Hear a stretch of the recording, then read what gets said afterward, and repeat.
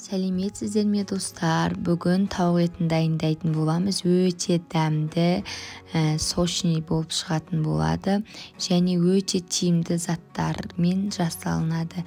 Ең алдымен бізге тауық еті керек болады және майонез, чеснок, картоп, осылай приправа керек болады тауық етіне арналған, және де сәбізіміз және жуа пияз керек болады.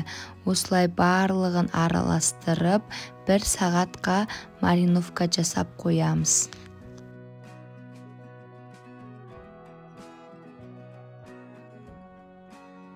Осылай көкөністерімізді домалақтап турайтын боламыз. Бірінші жуамыздан бастадым. Содан кейін осылай сәбізімізді, картопымызды жақсылап домалақтап турап, ішіне салатын боламыз.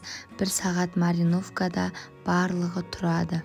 1 сағат өткеннен кейін осылай тапамызға фольганы жақсылап, астына төсеп және үстіне бу шықпас үшін осылай фольганы жақсылап жабатын боламыз.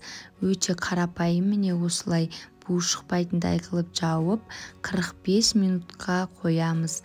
Олымыз пісіп жатқан кезде осылай макаронымызды тұз суға салып пісіріп аламыз.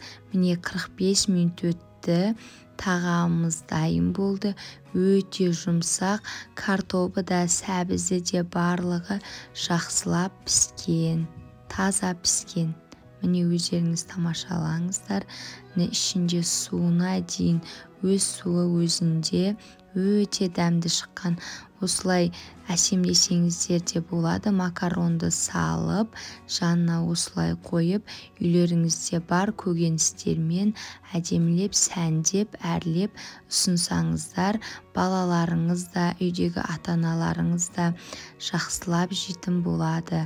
Тағам ұнаса, каналыма жазылып, лайк басып, комментария жазып қойыңыздар. Ұнамаса да өздеріңіздің пікірлеріңізді айта кетіңіздер.